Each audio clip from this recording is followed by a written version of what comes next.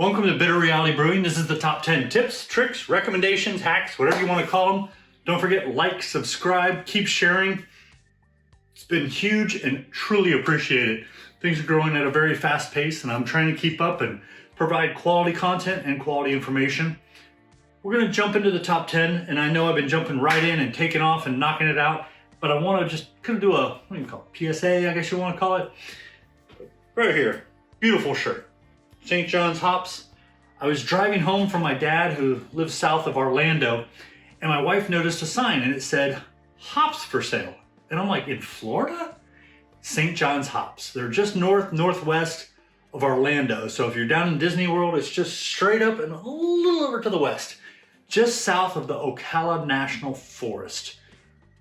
I went there, I met a gentleman named Sebastian. He runs pretty much the entire place, and he works with veterans from the military that have post-traumatic stress syndrome, and he helps to kind of ease them back into daily life and give them something where it's a safe place to work. It's a great place. Literally you pick your own hops. They have a cool black German Shepherd. I forgot his name, but he was super nice and loves to see new people. They're growing strawberries. They're doing all kinds of things, and they're working to eventually brew their own beer. Currently, they're selling their hops to some of the breweries.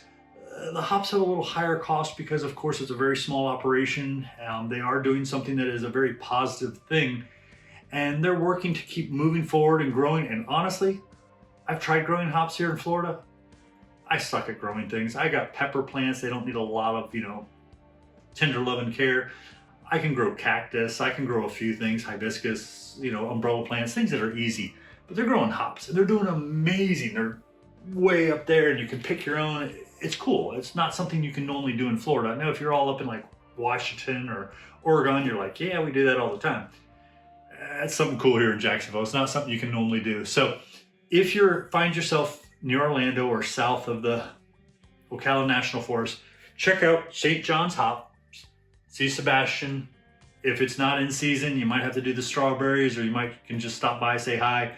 But during the season, definitely go there. They have all kinds of hops. I got some Comet hops out in the freezer right now. And picking fresh hops in Florida, that's kind of a different thing. I've never had that experience before until just before the holidays, and I'm still enjoying it. So we'll go right ahead and we'll jump right into this. Number one, and I know you're gonna say, oh, I know that. And then you're gonna go, wait, I didn't know that. Number one, Craigslist or Facebook Marketplace are great places to find deals from time to time. Here's the little spin I'm going to give you.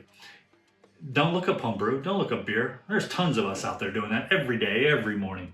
Look up wine. There seems to be a lot less, and I know I got some wine people out there going, hey, you just gave up my secret. Most of my carboys, the glass ones, I got them from someone who used to do wine. And I think I paid like $10 a carboy. That's an awesome deal for 6-gallon glass carboys. So look up wine. You'll be shocked what you might find that, maybe you didn't. In some areas, you might have a lot of wine people, and sorry, but it is what it is. So let's jump right into number two.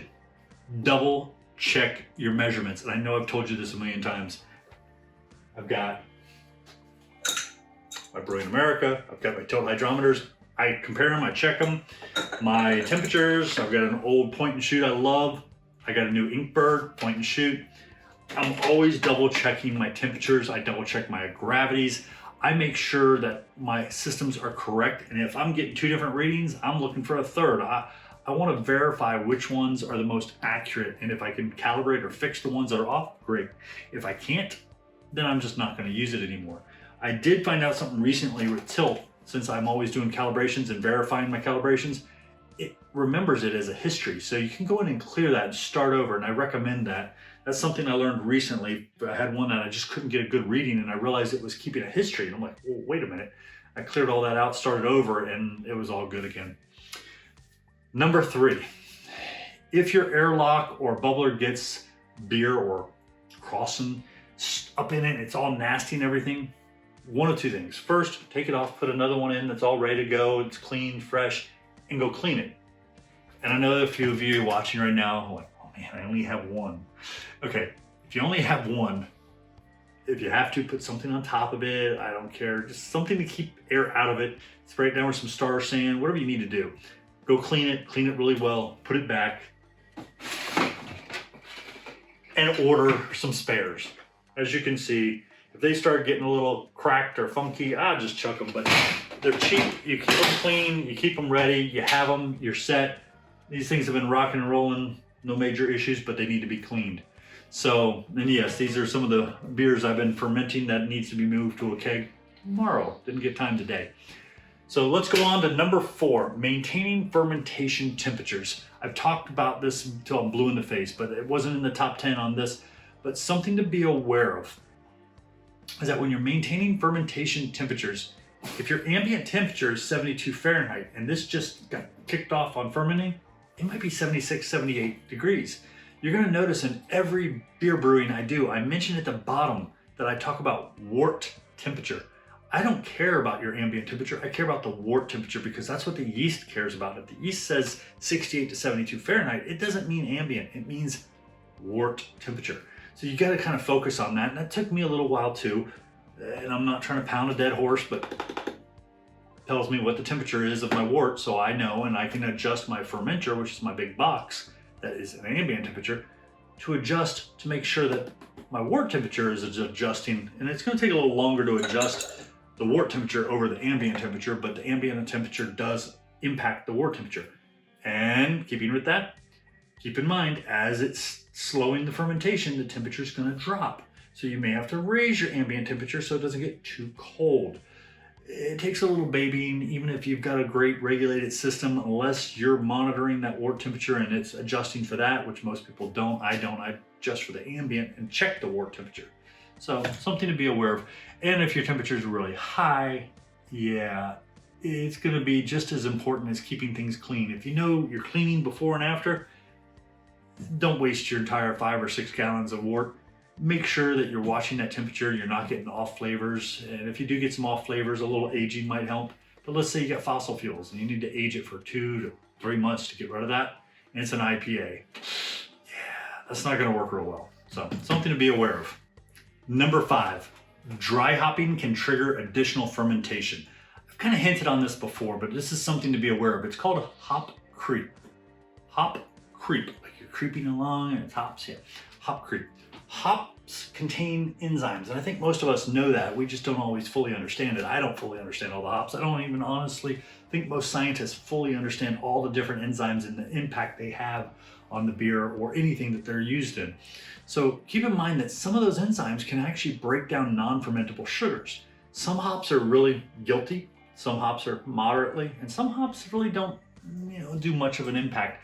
But what can happen is it can be a benefit or a negative on whatever you're trying to achieve. If you're trying to get that really dry beer, great. Your hops are going to help drop that gravity even down maybe another point or two, because it's going to convert some of those unfermentable sugars, and that yeast is going to munch on it, even though the yeast thought it was done and said, hey, my job's done. It's like, oh wait, I see some more sugars. So keep in mind, now Dogfish Head had the really bad part. I was reading about how they had hop creep and they had a ton of dry hopping and they bottled and rocked on, and yeah, those enzymes were still in that wort and it was still working its way, or beer. And they started having, the worst case, your carb bombs or overcarbonation, where bottles are just exploding with carbonation. Cost them a lot of money and much worse than, a home brewer losing 5 gallons, but I don't want to lose 5 gallons. So keep in mind, hop creep. If you're dry hopping, it can trigger additional fermentation. Going right in, and I've got the next few are kind of following that whole theme. Number 6, St. John's hops, keeping with the hop theme. Number 6 is, if dry hopping in a secondary, you don't need to wait for your fermentation to be done. So if you're a point or two away from, final gravity, just move it on over. And where did I put that thing? I know it's right here. Here it is. You have the keg already purged. You have your hops in here, and you start moving your thing over. If you get a little bit of, re-fermentation, it's all good. No big deal. So just something to, consider. You don't have to wait. Just move it on over. Let's get it going. Number 7, if you keg, consider dry hopping in the keg. And I know I talked about dry hopping in the keg and not having to wait for fermentation, but here's really what number 7 is about, is carbonation. This can help speed up carbonation. You don't necessarily need a spunning valve on there where you're, dry hopping. If the dry hops are going to kick off a little extra fermentation, great. If not, you can even put a little pressure under there. It doesn't matter. You can pump 30 PSI on there. It's not going to hurt the dry hopping. if anything, it's just going to help speed up your carbonation. So when you're done dry hopping, whether it's 3, 4, 5, 6, 7 days, you can then move over almost or possibly pre-carbonated beer directly to your final keg, cold crash, rock on. It's just, you don't have to have this on there. And I know a lot of people, oh, I need to put a spinning valve. Why? Seriously, why? On the secondary, if you're dry hopping, who cares? Let it go. Number 8, if a secondary isn't needed, skip it. There's too many reasons. You're going to reduce the possibility of some sort of off flavors from sitting on the trub too long, which I haven't tried that, but I do know long term there is definitely a possibility. But you're also risking the number one thing, O2 exposure.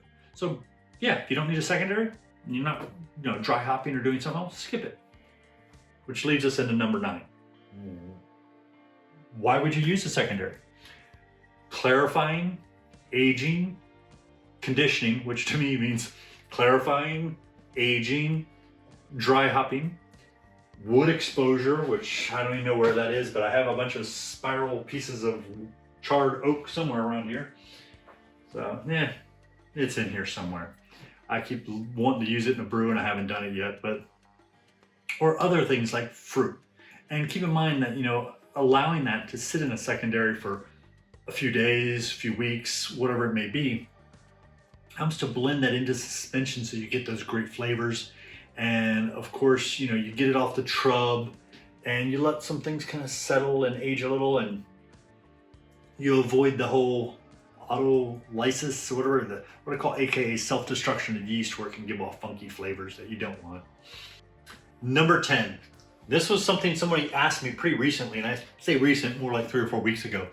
But why not add your fruit, your dry hops, and everything to your primary? Why would you even bother with a secondary? This is why, and I've mentioned this before about something else that relates to this, is called CO2 washing. So this is due to, during the primary, you're gonna get tons of CO2 releasing. And that CO2 being released will carry away a lot of those aromas. And keep in mind that, 80% of what we think we taste is actually the aroma of what we're tasting. So the reason you do fruits, dry hops, and all those other great things in your secondary is that hopefully your fermentation is either done, or like I said in the keg, just don't put a spinning valve on it. You need that CO2, turn it into carbonation. So that's why you don't put those items in your primary. You put them in your secondary so you don't lose those aromas. Now, if you're gonna put them in your primary, your boil and stuff, and then you're gonna add more in the secondary and you're gonna add more for bottling, then great.